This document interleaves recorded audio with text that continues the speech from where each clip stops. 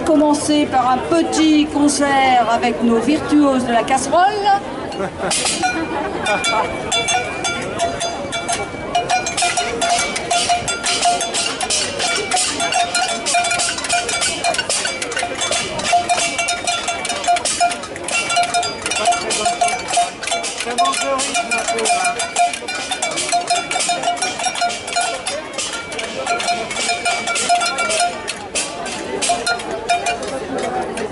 Le gaz de schiste avec CETA, on n'en veut pas.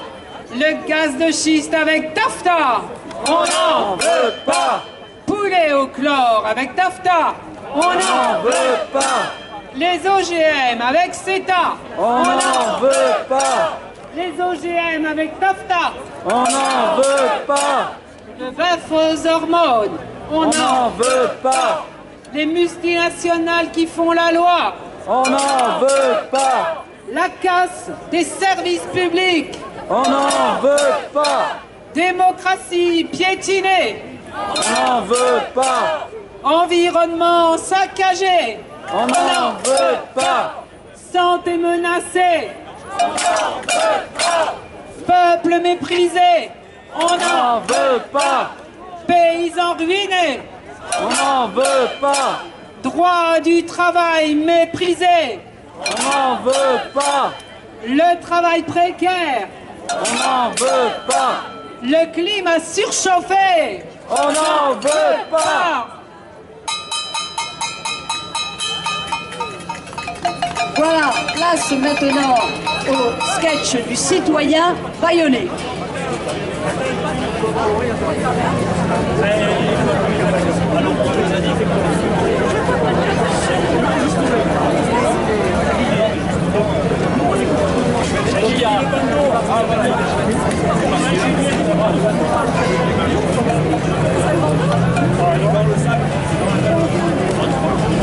Et là, il avait mis là-dedans. Alors, oyez, oyez, braves gens, citoyennes et citoyens, le spectacle qui va se dérouler devant vous, vous concerne, nous concerne tous. Ce spectacle, il y aura bien sûr de l'action, mais du suspense, des frissons, des forces occultes, un retournement et peut-être une fin heureuse si vous vous y mettez.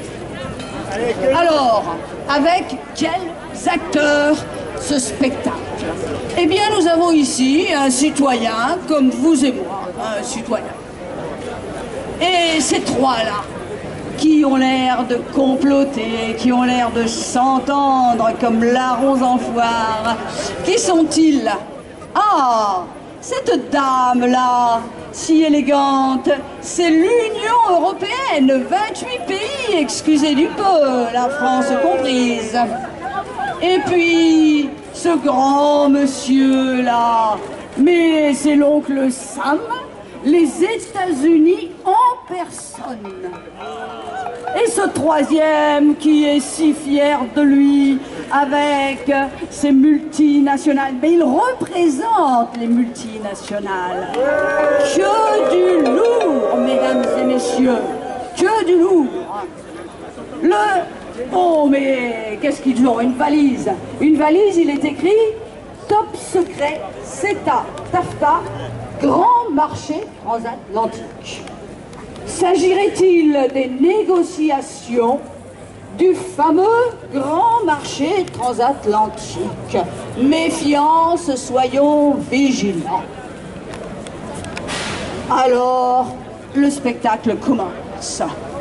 Mais que font-ils?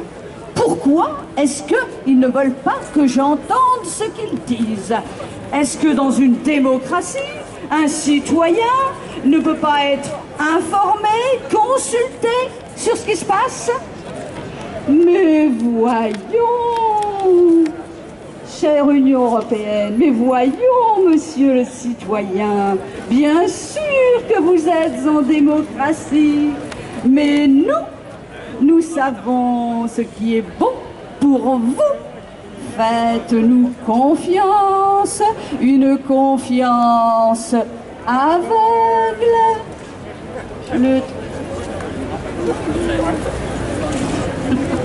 Une confiance aveugle.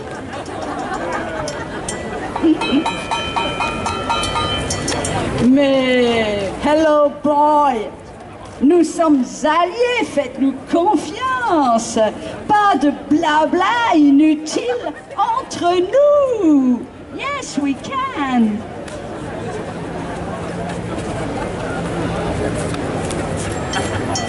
Mais voyons, non.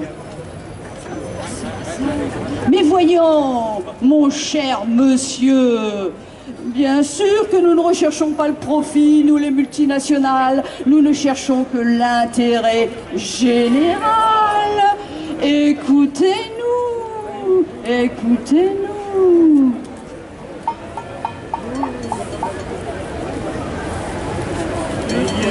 Ayez confiance.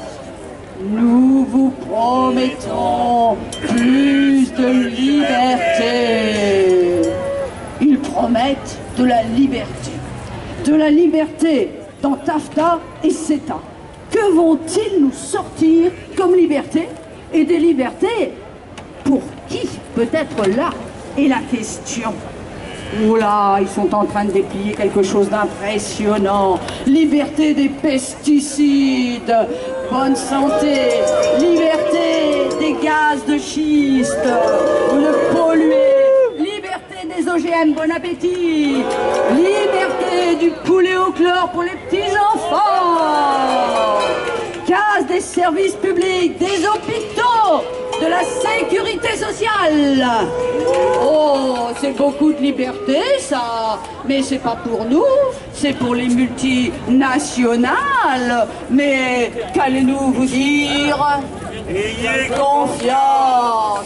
Nous vous promettons plus de droits.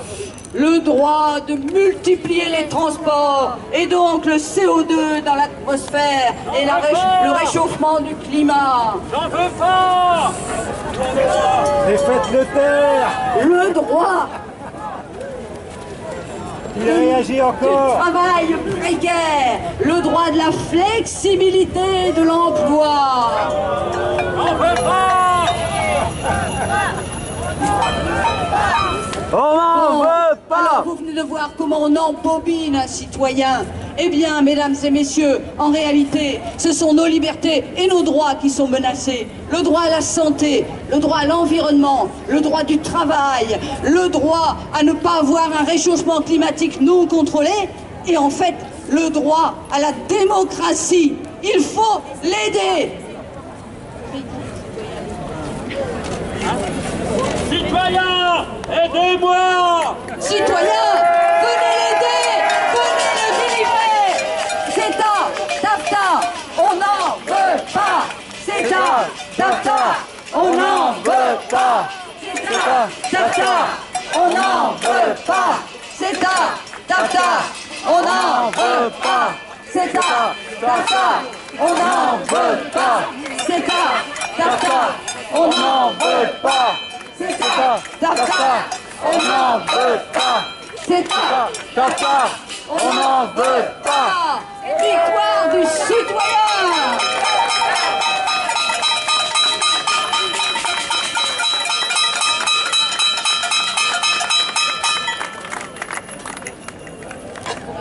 Eh ben, un petit concert de casserole pour fêter ça.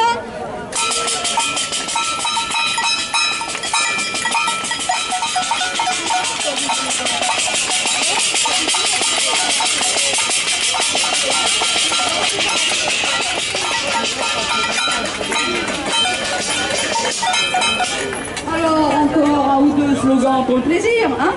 Les OGM avec TAFTA, on n'en veut pas. Le bœuf aux hormones, On n'en veut pas. les multinationales qui font la loi, On n'en veut pas. la casse des services publics, On n'en veut pas. la démocratie piétinée, On n'en veut pas. l'environnement saccagé, On n'en veut pas. le peuple méprisé, On n'en veut pas. le climat surchauffé, On n'en veut pas.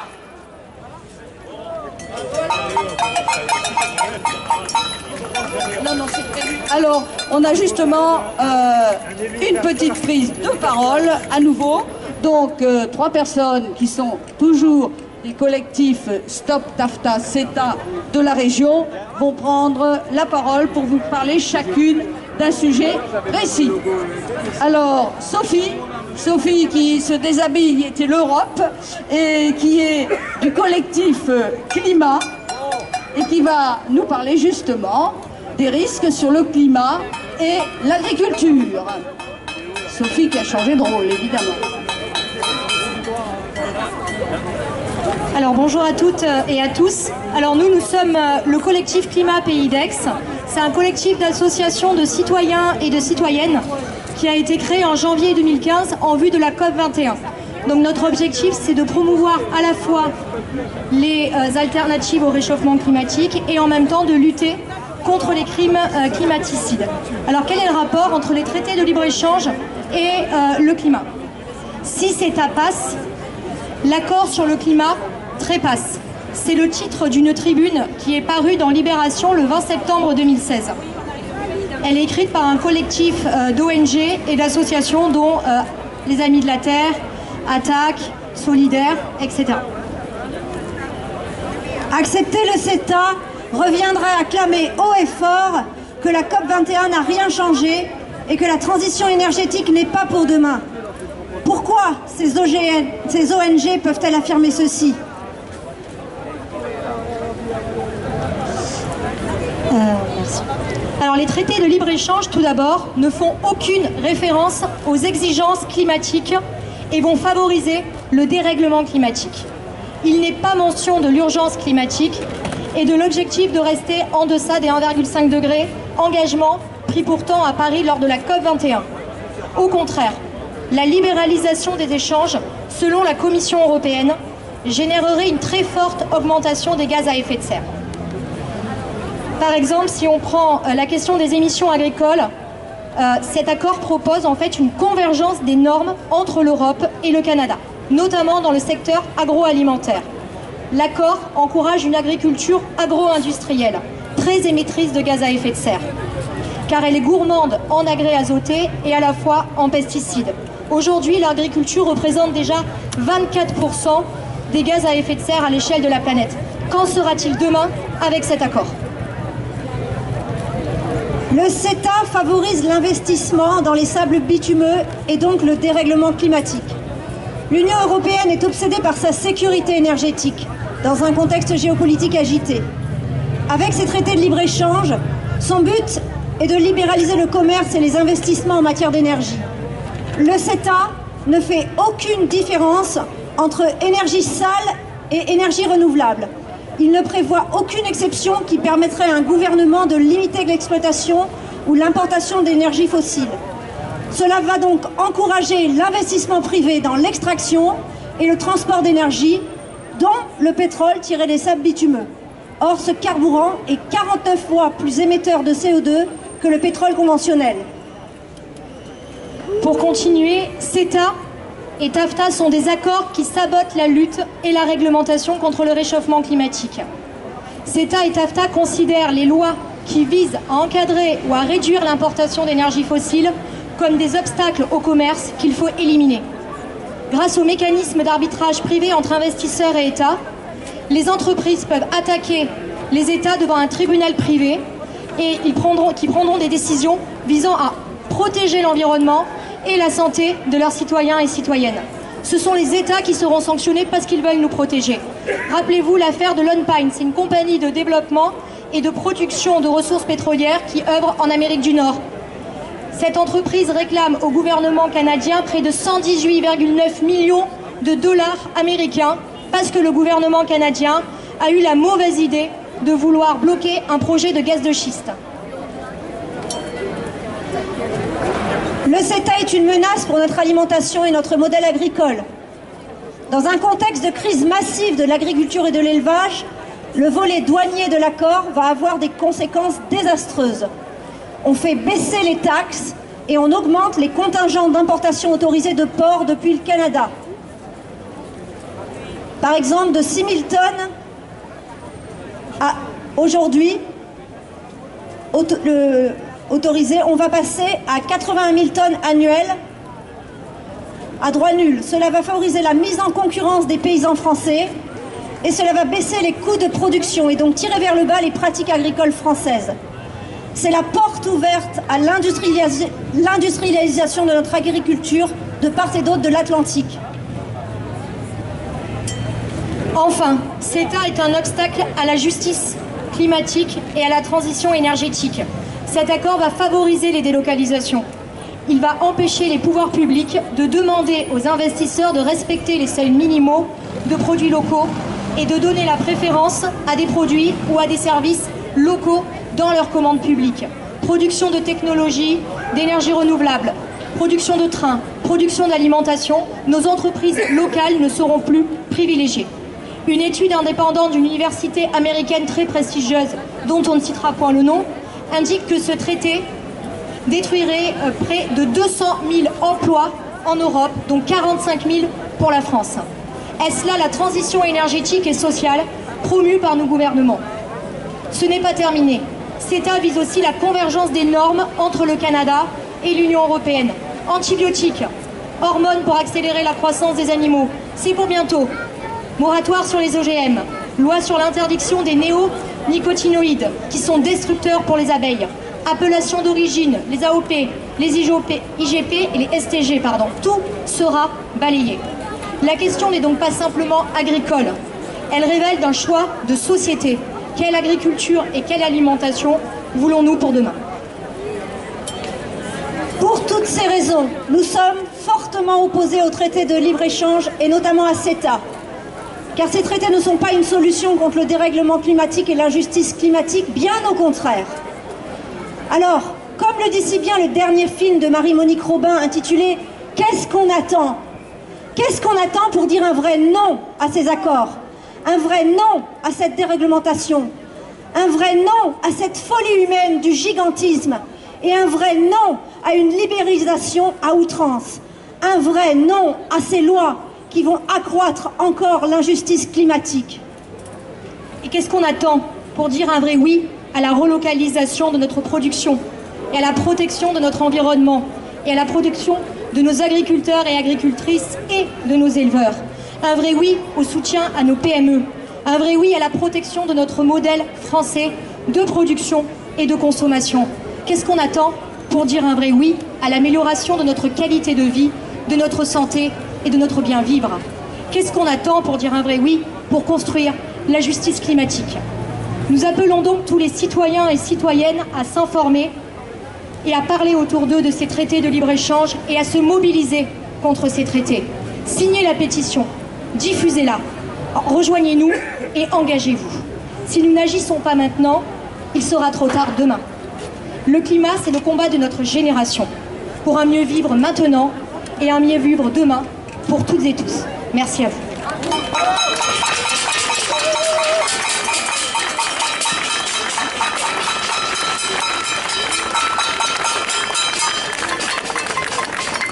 Merci. Maintenant, c'est Pierre Labrousse qui va s'exprimer. Il est donc du collectif Stop TAFTA CETA DEX et membre du Parti communiste. Chers amis, mesdames, messieurs, quelques mots sur les conséquences sociales des accords TAFTA et CETA sur leurs incidences concernant les services publics. Négociés dans le dos des citoyens, les traités TAFTA-CETA représentent une menace pour l'Europe et pour les acquis sociaux des États membres, déjà bien mis à mal selon les États. Ces traités entraîneront, en premier lieu, des dégâts économiques importants, en témoigne une étude réalisée aux États-Unis sur la base d'un modèle développé par les Nations Unies, affirmant que le traité TAFTA emmènerait dans la perspective des 10 prochaines années à une perte de 600 000 emplois au sein de l'Union européenne, dont 130 000 en France. Il représenterait également une baisse des revenus salariaux avec une perte de 5 500 € par an et par salarié en France et une baisse des recettes de l'État. La documentation présente sur le stand donne plus d'informations à ce sujet. Mais les conséquences de ces traités ne se limitent pas à ça et représentent également un véritable danger pour les services publics qui seront affaiblis, soit par la privatisation de certains secteurs ou par l'évaporation pure et simple d'activités.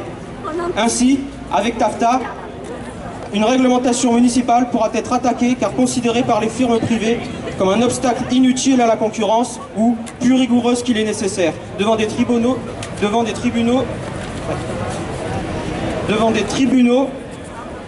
d'arbitrage privé. Cet affaiblissement des services publics poseront deux problématiques. Premièrement, en cas de privatisation, les services publics seront, pour des raisons de rentabilité, réduits au strict minimum, affectant ainsi leur efficacité ainsi que l'égalité d'accès des citoyennes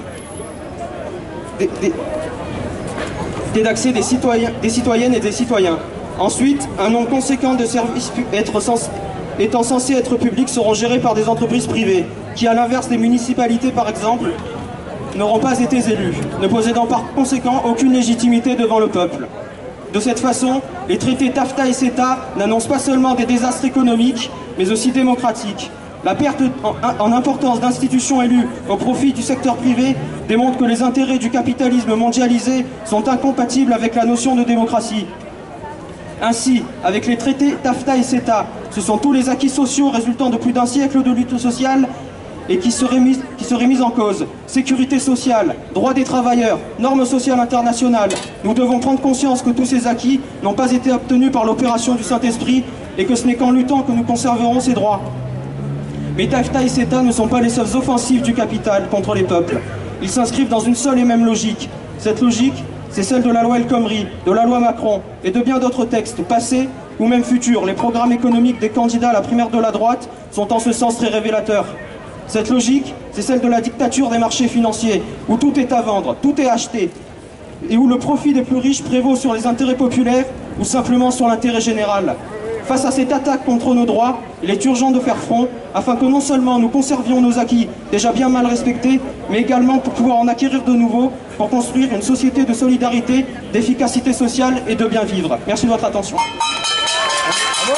Merci.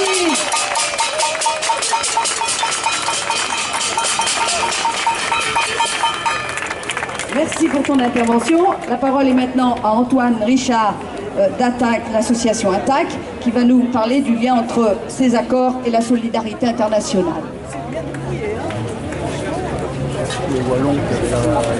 Oui, bonjour.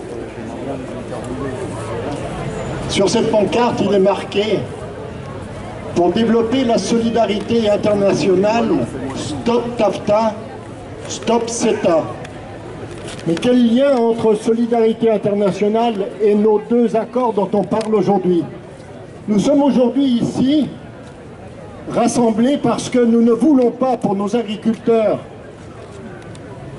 pour l'agriculture paysanne, pour la population et sa santé, pour nos services publics, pour notre environnement, nous ne voulons pas d'accords qui donnent le pouvoir aux multinationales, qui chercheront par ces accords à se débarrasser dès aujourd'hui, mais aussi demain, par les mécanismes du traité, se débarrasser des normes que nos luttes ont permis de construire dans l'histoire, lutte pour avoir la sécurité sociale, lutte pour avoir un droit du travail, lutte pour avoir des mesures de prévention et de protection de l'environnement.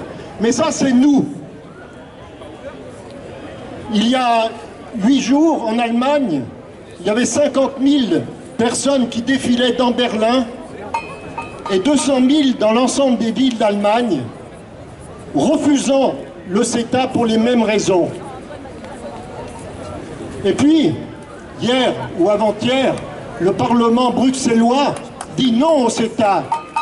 Il est porte-parole du peuple wallon. Lundi, j'espère que le gouvernement fera la même chose, le gouvernement wallon.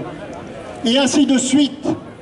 Finalement, dans nos contrées, on sent la résistance qui monte, et on le disait au début de ce rassemblement, pour le TAFTA, il y a déjà, semble-t-il, un peu de recul. Méfions-nous, il y a un peu de recul.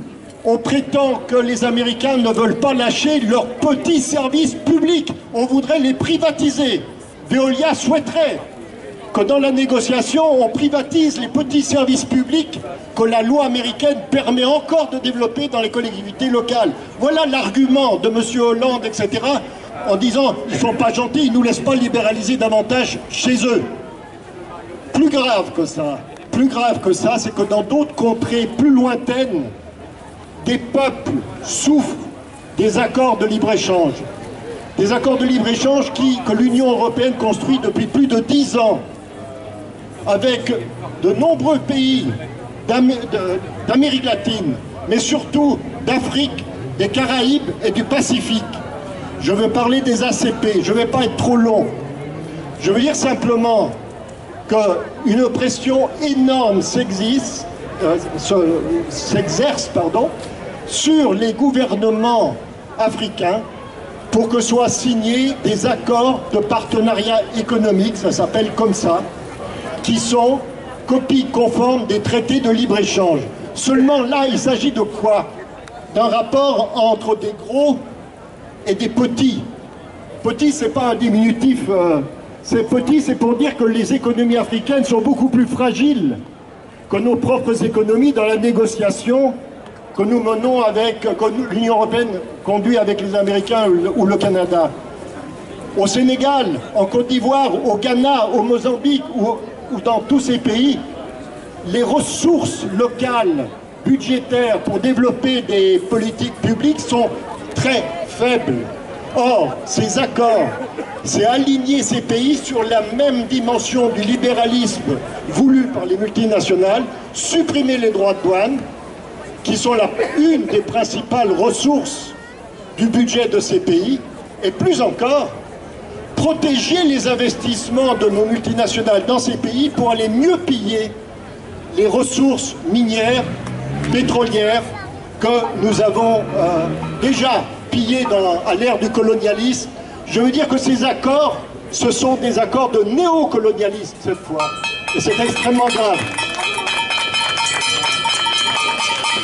Donc je ne veux pas être plus long que ça, je veux simplement dire que la solidarité internationale, elle se pose entre les peuples, les paysans de notre pays, les ouvriers de notre pays, les travailleurs de notre pays, et les ouvriers et les travailleurs et les paysans des pays d'Afrique et d'Amérique latine. On a vu à quel point le Mexique, et j'arrêterai là-dessus, qui a subi les conséquences d'un des premiers grands accords de libre-échange qui s'appelle l'ALENA, entre États-Unis, Canada et Mexique. Ça a détruit l'agriculture mexicaine, ça a développé une migration considérable des travailleurs de la terre mexicains vers les États-Unis, ce qui a permis aux États-Unis d'embaucher dans leurs boîtes des travailleurs immigrés à faible coût. Et vous savez quel est le bilan? Alors que Bill Clinton, à l'ouverture de ces accords, faisait un très beau discours en disant que ça va créer des dizaines de millions d'emplois dans notre pays et dans les pays de Mexique, etc. Le bilan fait par des études sérieuses, ils ont perdu 895 000, Suzanne Georges donnait ce chiffre, 895 000 emplois aux États-Unis du fait de ces accords. Je ne compte pas les milliers d'emplois morts au Mexique. Donc, solidarité internationale, il le faut. Stop NAFTA, stop CETA, mais stop tous les accords de libre-échange. Oui, à des accords de coopération et non pas à des accords de libre-échange. Bravo.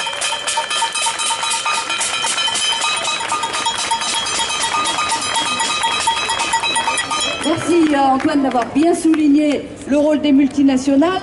Juste derrière, il y a une dame qui est américaine et qui me dit si TAFTA est signé, les États-Unis auront la main mise sur l'Europe.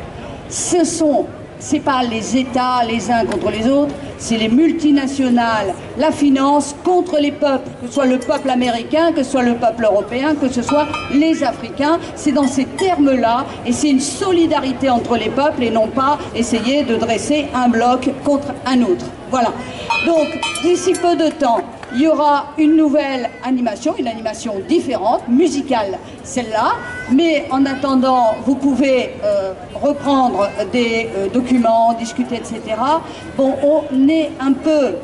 Il faut revenir quelquefois bien dans la réalité. Tous ces documents, toute cette installation a un coût. Et donc, il y a un petit chapeau qui va circuler pour ceux qui pourraient et voudraient contribuer aux frais de cette manifestation. Merci. et on reprend d'ici peu de temps une nouvelle animation.